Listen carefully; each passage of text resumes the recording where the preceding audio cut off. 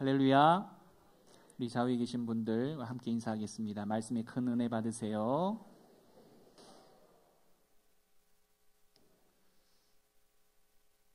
명절을 지나오면서 어찌 보면 지금 이 시간만큼은 주일 일부, 아니 새벽부터 1부, 2부, 3부 예배까지 다 지나오고 난 이후에 오늘만큼은 좀 많이 명절 기간 동안 애쓰고 수고했으니 좀 쉬어보자 할 만도 한데, 또 이렇듯 말씀에 은혜 받기 위해서 나오신 우리 성도분들 너무 감사를 드리고, 특별히 이 말씀 안에서 큰 하나님의 자유를 누리실 수 있는 귀하고 복된 시간 되기를 간절히 축원드립니다.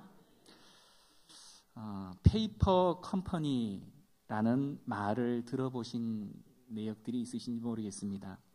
종종 뉴스에서 등장하는 용어로 페이퍼, 종이죠. 그리고 컴퍼니, 회사라는 단어의 뜻을 가지고 있습니다. 이 두 개의 합성어로 종이 만드는 회사인가 이렇게 생각할 수도 있지만, 페이퍼, 다시 말해서 서류상으로만 존재하는 회사를 가리키는 용어입니다. 그런 회사 설립이 도대체 가능한 건지 신기할 따름이기도 합니다만, 사람들이 페이퍼 컴퍼니를 만드는 까닭은 대체로 세금 포탈을 목적으로 국내의 재산을 국외로 빼내기 위해서랍니다. 그래서 페이퍼 컴퍼니는 대체로 합법을 가장한 불법적 행위로 간주하고 있습니다. 한국 교회가 섬긴다고 하는 신이 이렇듯 페이퍼 갓 또는 종이 호랑이가 아닌가라는 생각이 그 어느 때보다도 강하게 드는 시대가 지금 이 시대입니다. 그래서 안팎으로 개혁이 요청되고 있는 것이 사실이기도 합니다. 흔히들 현재 한국 교회는 실제 하는 신을 믿고 순종하며 섬기는 거룩한 자들의 모임이라기보다는 자신들에게 유용한 신을 만들고 자신들이 하는 모든 행위들이 그 신의 뜻을 따르는 것이라고 주장하는 지극히 세속적인 자들이 모임이며, 또한 끝모를 탐욕을 거룩한 열정으로 보이게 하려는 번지르한 포장만 가득하여 하나님은 그저 서류상으로만 존재한다고 혹평을 늘어놓기도 합니다. 가슴이 아프지만 충분히 우리는 그들의 충고를 들어야 할 때입니다. 그렇다 하여 우리는 단지 욕만 하고 떠나는 욥의 처가 되어서는 결코 안 될 것입니다. 예수님께서 하신 말씀 중에 이해하기가 어려운 부분들이 많이 있는데, 그 중에 하나가 십자가상에서 돌아가실 때에 내가 다 이루었다라고 하신 말씀입니다. 로마 제국 밑에서 많은 사람들, 특별히 유대인들은 여전히 신음하고, 또한 세상엔 가난한 사람들이 넘쳐났으며 부는 여전히 편중되어 있었고 세상의 정의는 실현되지 않고 있었습니다. 그런데 예수님께서는 다 이루었다라고 말씀하셨습니다. 도대체 어떠한 의미를 가지고 있는 것일까요? 분명 예수님께서는 사람들이 하나님 앞에 설 수 있는 길을 여셨기에 그 구원의 길을 완성하셨기 때문에 다 이루었다라고 말씀하신 것 같습니다. 그러나 예수에 대한 소식은 여전히 국지적으로 유대 지역에만 머물러 있었을 뿐입니다. 그런데 어떻게 다 이루었다고 말씀하실 수가 있었습니까? 유일한 대답은 예수님께서 그가 남기신 교회를 통해서 이 놀라운 소식이 세상 끝까지 전파될 것을 기대하셨고 또한 믿으셨다라는 것입니다. 그렇기에 세상 구원의 여명이 시작되려는 그 찰나에 그는 감히 그것이 이루어졌다라고 선언할 수 있었던 것입니다. 예수님에게 있어서 이 교회는 분명 세상을 향한 유일한 대안이었습니다. 그에게 그리스도인 공동체는 하나님을 잃어버린 사람들, 하나님으로부터 소외된 사람들을 하나님 앞에 세울 수 있는 그 놀라운 소식인 복음을 세상 사람들에게 알리는 통로였다라는 것입니다. 예수님에게는 교회가 꿈이었습니다. 세상을 회복하고 세상을 살리는 꿈이었다라는 것입니다.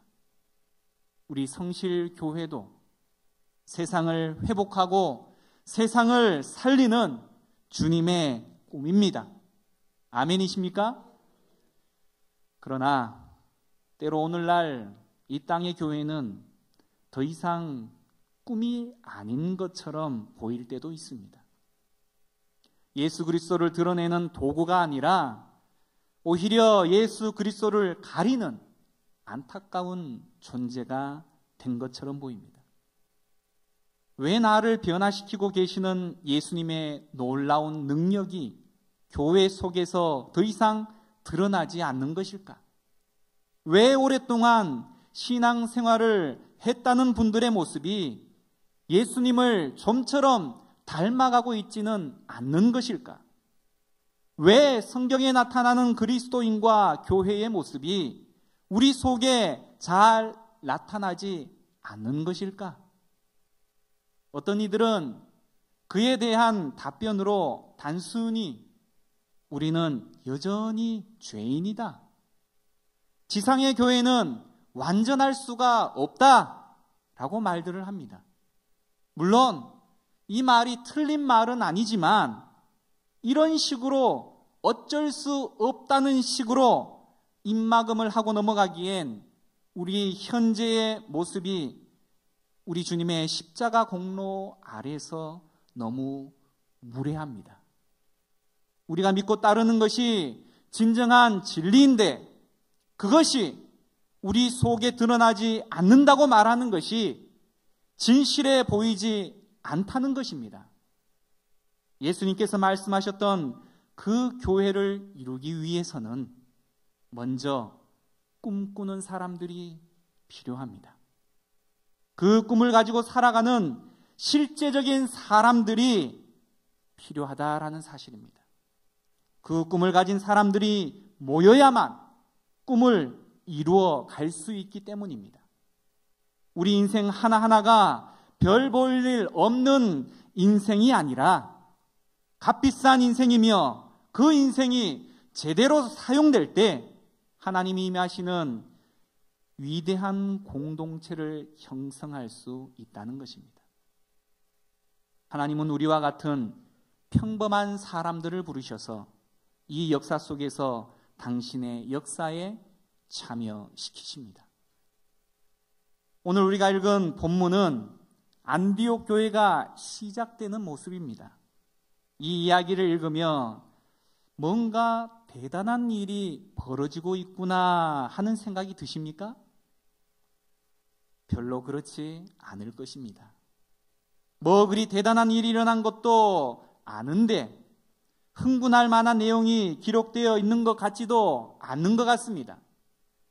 그러나 이 땅의 교회와 개인의 역사를 기록하는 천군 천사들이 있다면 이 장면을 바라보면서 가슴이 마구 뛰었을 것입니다.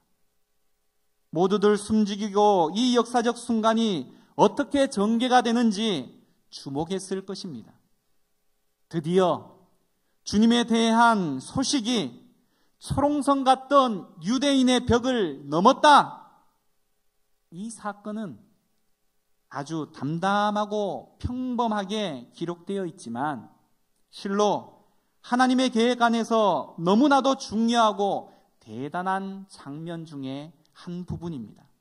안디옥 교회는 그 철벽 같은 유대성의 벽을 벗어나서 첫 번째 교회가 된 교회이고 하나님의 역사에 큰 흔적을 남긴 교회가 되었습니다. 복음의 역사를 잠시 회고해 보자면 하나님의 사랑을 나누도록 창조된 인간이 하나님을 떠났을 때 하나님은 그것을 그냥 보고만 있을 수 없으셨습니다. 인간을 너무나 사랑하신 하나님은 이렇게 망가져가고 있는 세상을 회복하시고 인류 전체를 구원하려는 계획을 세우셨던 것입니다. 하나님은 한 사람 아브라함을 부르셨고 그를 통해서 한 민족을 이루시어 그 민족을 통해 메시아가 오게 하셔서 그를 통해 전 세계를 구원하고자 하신 것입니다. 예수님은 세상이 언제 끝나느냐라는 질문에 마태복음 24장 14절 말씀을 통해서 이 천국 복음이 모든 민족에게 증언되기 위하여 온 세상에 전파되리니 그제야 끝이 오리라 라고 말씀하셨습니다. 뿐만 아니라 사도행전 1장 8절에서도 하늘로 올라가시는 예수님이 제자들에게 명령을 하시죠. 우리가 잘 알고 있는 말씀, 오직 성령이 너희에게 임하시면 너희가 권능을 받고 예루살렘과 온 유대와 사마리아와 땅 끝까지 이르러 내 증인이 되리라 라고 말씀하셨습니다. 그렇습니다. 이것이 하나님의 관심사입니다.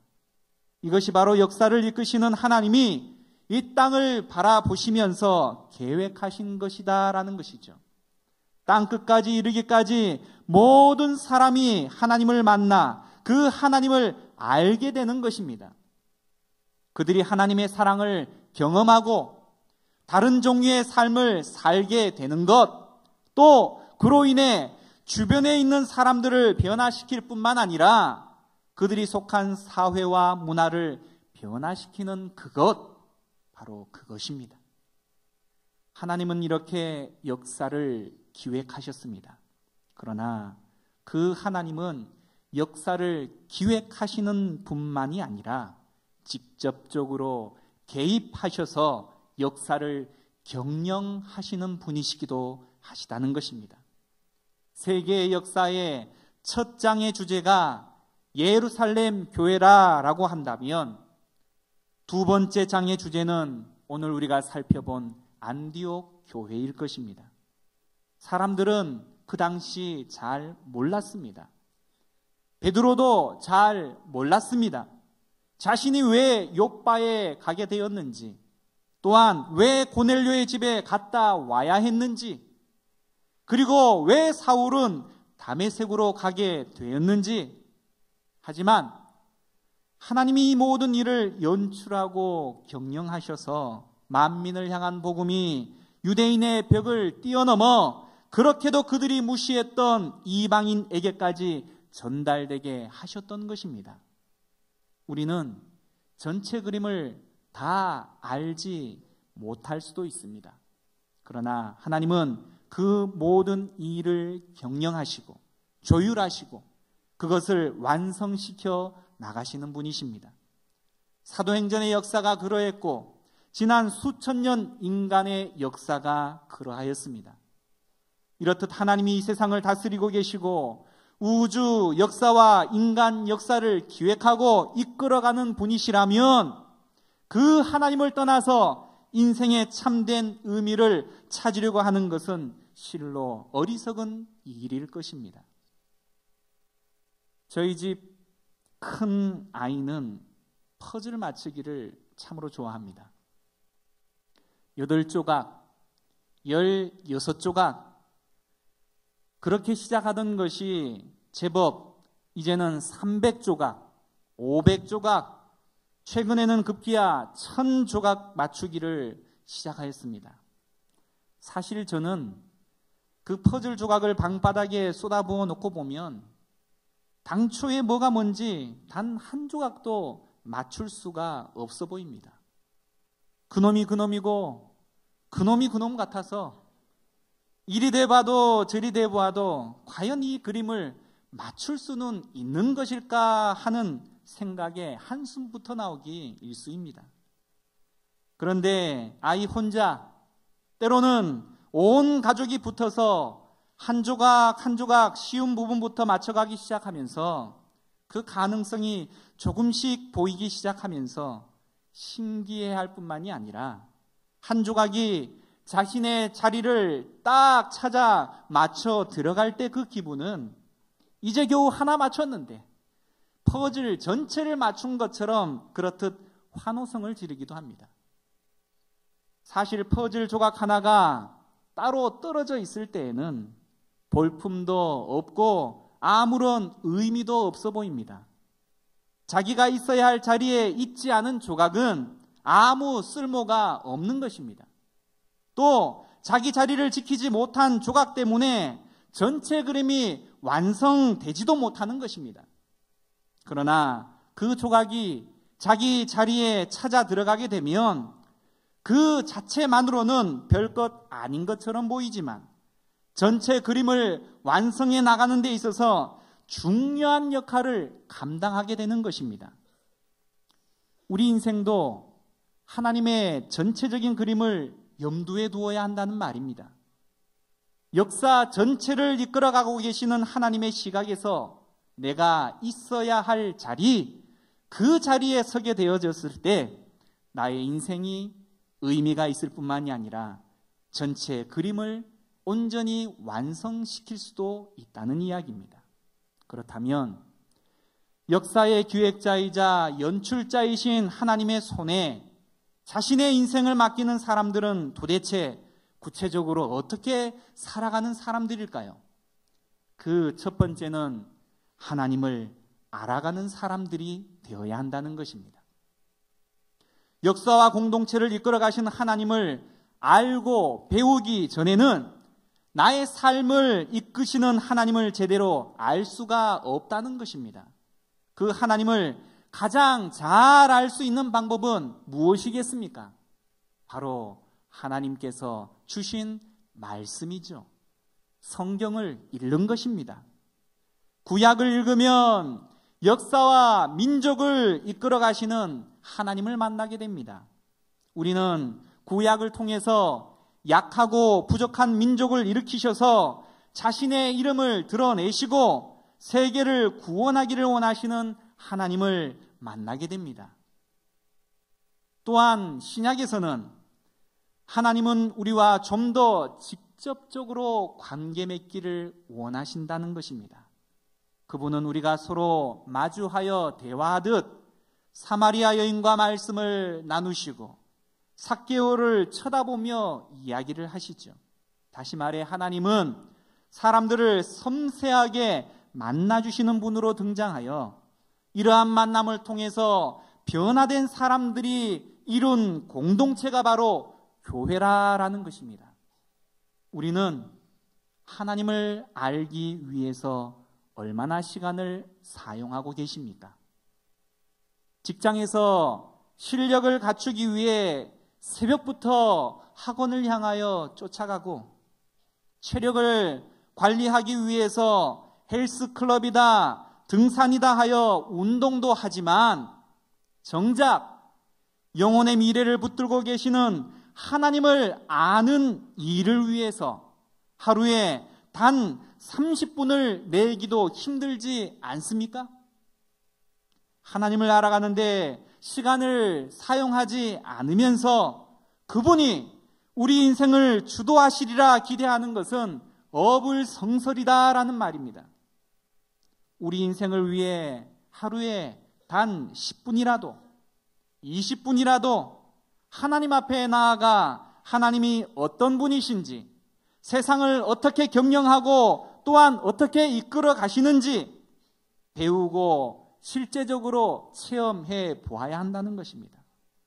사실 이것보다 더 중요한 일이 이 세상에 어디에 있겠습니까?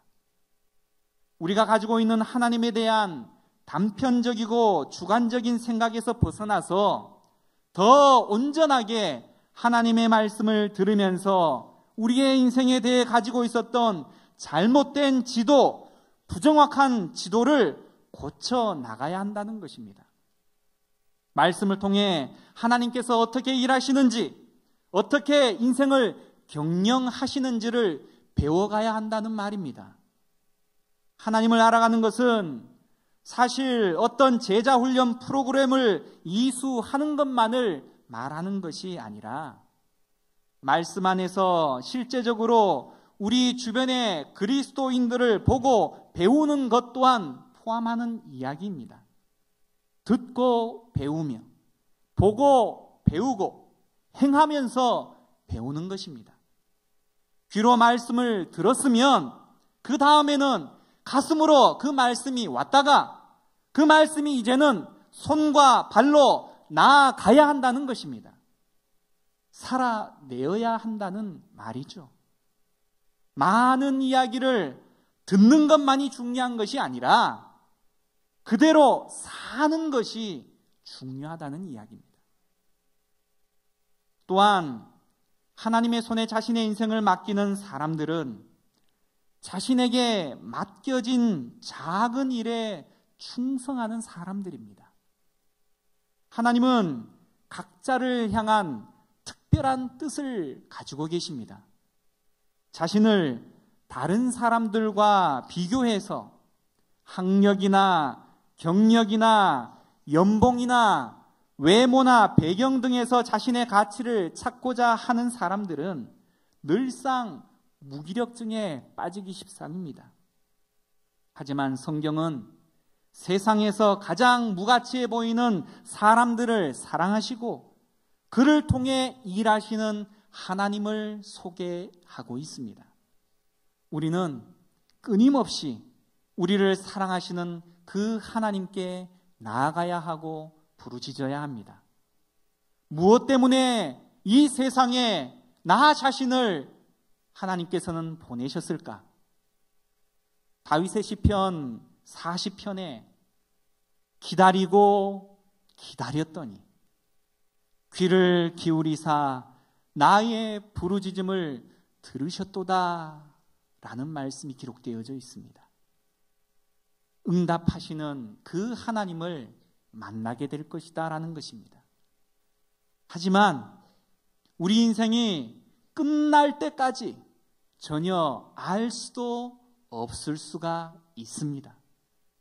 퍼즐을 맞추다 보면 어디에 들어갈지 몰라서 맨 마지막에 가서야 비로소 자기 자리를 찾게 되는 조각이 있는 것처럼 말입니다.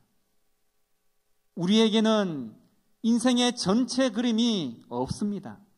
우리는 인간 역사를 끌고 가시는 하나님의 놀라운 그림을 다 모르기 때문에 죽고 난 다음에야 내가 했던 일이 바로 그것이었구나 하고 알게 되는 경우가 있을 것입니다. 우리가 읽었던 성경 구절에 등장하는 구브로와 구레네 사람들은 안디옥에 가서 복음을 전할 때 그렇게 대단한 일을 하고 있다고 생각하지 않았을 것입니다.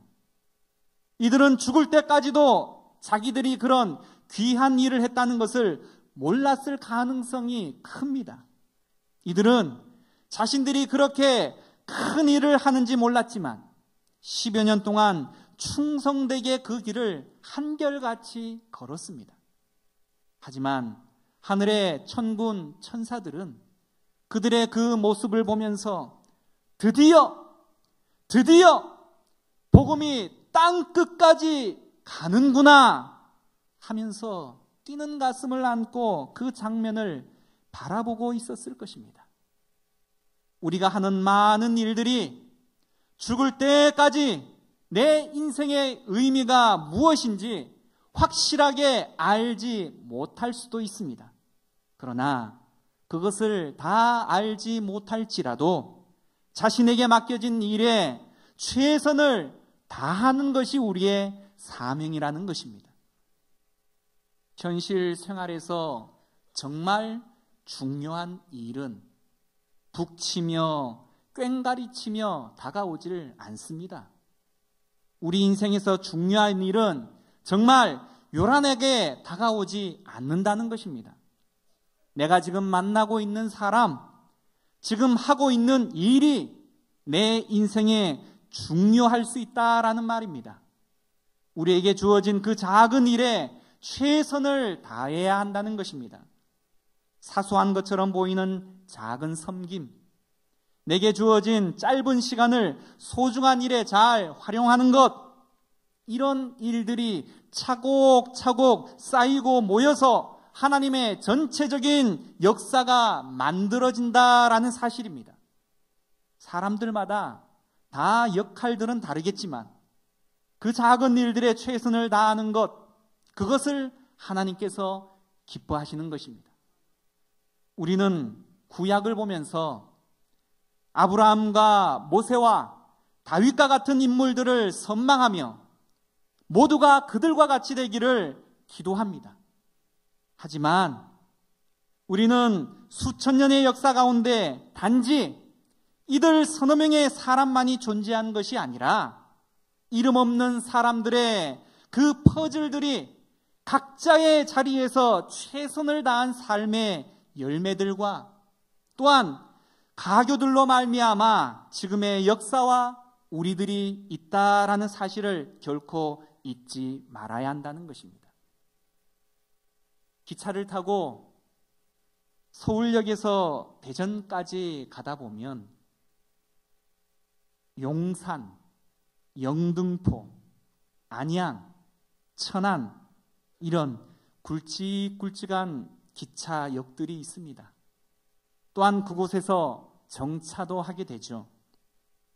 하지만 사실 서울역에서 대전까지 가기까지 지나치게 되는 간이역들은 그 이름도 생소한 성환, 직산, 두정, 소정리, 전의, 부강, 매포 이러한 이름들의 총 30여 개가 그 가운데 들어가 있습니다. 기차는 이들을 거쳐가지 않고 우리가 아는 몇몇의 크나큰 기차역으로 순간 이동을 하는 것이 아니라는 것입니다. 멈춰서지 않는다 하여 그 역들이 없는 것이 아닌 것처럼 지금까지의 하나님의 역사에는 수많은 간이역들이 존재했고 그들의 충성으로 인해서 지금도 믿음의 역사는 이어지고 있다라는 사실입니다. 우리는 모두가 다 서울역이나 대전역 같이 꼭 큰 역이 되려고만 애쓸 필요가 없다는 것입니다. 큰 역들도 필요하지만 내 몫이 이름 없는 작은 역이라면 그 역이 되어서 철도가 이어지도록 해주는 역할을 해내는 것, 그것도 굉장히 귀한 것입니다. 사람들에게 인기를 얻고 그들에게 알려지는 것을 추구할 것이 아니라 전체 그림을 위해서 내가 있어야 할 곳에 서는 것, 무명의 역이 된다 할지라도 내가 있어야 할 곳에 있는 사람이 되어야 한다는 것입니다. 역사의 기획자, 연출자를 아는 사람은 이렇듯 맡겨진 작은 일에 충성하는 사람들입니다. 특별히 하나님의 마음이 있는 곳, 세상 모든 사람이 하나님을 알게 되고 그의 사랑을 누리며 그래서 인생이 바뀌는 일에는 그것이 아무리 작아 보여도 충성하는 사람들입니다. 나의 작은 섬김과 사랑이 하나님의 복음이 흘러가는 통로가 될 수 있을 것이라는 가능성을 결코 잊지 않는 사람들이라는 것입니다. 작은 일이지만 사실 그 작은 일이 세계의 역사와 연결되어 있다라는 것이죠. 우리가 하고 있는 일 하나하나가 우리가 의식하지 못할 뿐이지 어쩌면 수십 명의 생명이 달린 일일 수도 있다는 것입니다. 우리는 직장에서, 가정에서, 친구 관계에서 또 지나가는 행인과 나누는 한마디 말을 통해서 역사를 만들어가는 사람들인 것입니다. 구브로와 구레네 사람들이 복음을 전했을 때 마치 기다렸다라는 듯이 수많은 이방인들이 하나님을 믿게 되었습니다. 오늘 성경 21절에는 주의 손이 그들과 함께 했다라는 표현이 나옵니다. 하나님이 그것을 기다리고 계셨기 때문에 그렇게 역사하신 것입니다. 주의 손이 함께하면 생명의 역사가 일어난다는 법입니다. 하나님을 알지 못했던 사람이 하나님을 알게 되고, 영혼이 찌그러져 망가져 가던 사람들이 다시 생명력을 가지고 일어서는 것입니다. 썩어서 냄새가 나던 사회가 하나님의 손에 함께 하시면 변화되어 사람들이 살만한 곳으로 바뀌기 시작한다는 것입니다. 물론 이런 일에는 시간과 인내가 필요한 경우가 대부분이지만, 한 영혼으로 시작한 작은 공동체, 그리고 사회와 문화, 이렇게 하나님의 생명으로 인하여 변화가 되어지는 것입니다. 하나님의 손이 함께하는 일이 반드시 거대하고 대단한 일일 필요는 없는 것입니다. 나와 대화를 나누는 사람들이 위로를 받고 힘을 얻게 된다면, 나의 작은 일이 내가 속한 공동체를 더욱 사랑할 수 있는 곳으로 만들 수 있다면, 그 작은 일이 하나님의 손이 함께 하시는 일이 될 것입니다. 구레네와 구브로 출신의 사람들이 처음으로 이방인들에게 복음을 전하게 되므로 비로소 이방인 교회가 최초로 세워지게 됩니다. 놀라운 것은 이 일이 이름도 밝혀지지 않는 사람들을 통해서 이루어졌다는 것입니다. 어찌 보면 초대교회 때 유명 인사로 등장하는 베드로, 야고보와 같은 제자들이나 바울을 통해서 이 놀라운 역사를 이루어가는 일에 참여시키실 법도 한데, 성경은 이름도 알 수 없는 몇 사람만, 그것도 구브로와 구레네 몇 사람이라고 출신만 기록되어져 있을 뿐이라는 것입니다.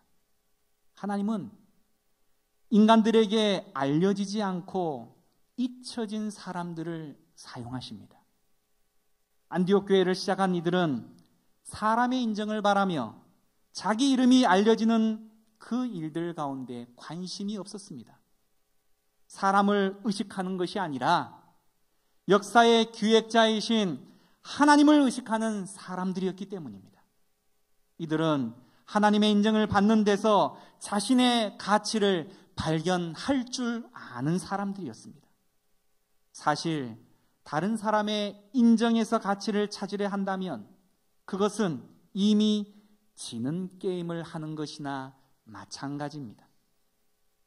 우리가 교회 안에서 하는 작은 일들, 우리가 매일 만나는 사람들, 주변에 어려운 일을 겪고 있는 사람들을 다독여주는 것, 우리의 아이들을 잘 가르치는 소소한 일들, 일상의 이러한 작은 부분에서부터 바른 기준을 가지고 충성해야 합니다.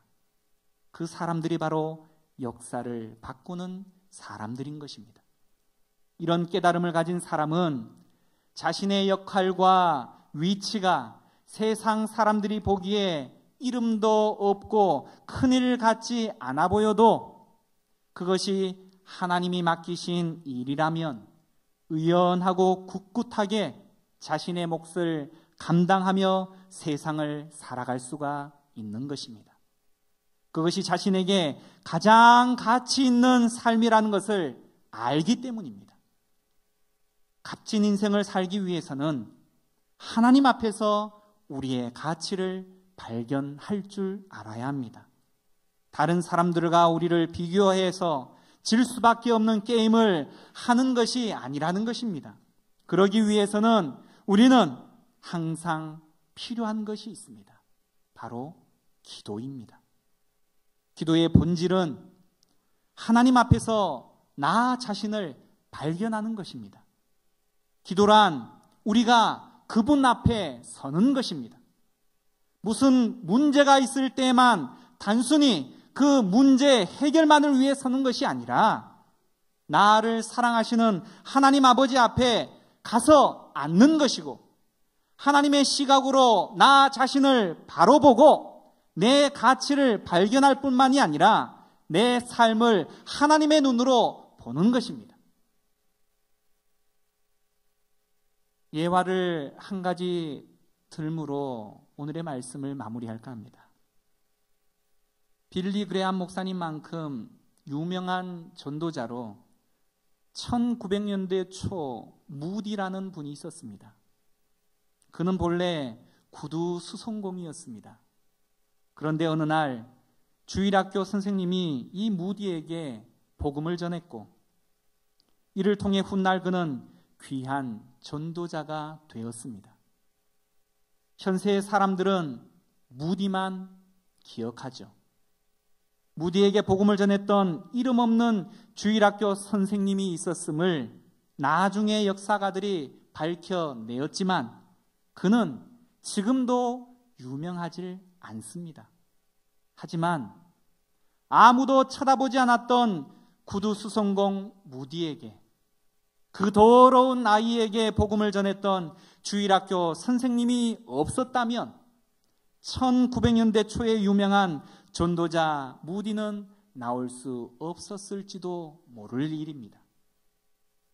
우리들은 인생이 끝마쳐질 때 이름이 알려지지 않는 무명으로 남을 사람들이 많을 것입니다.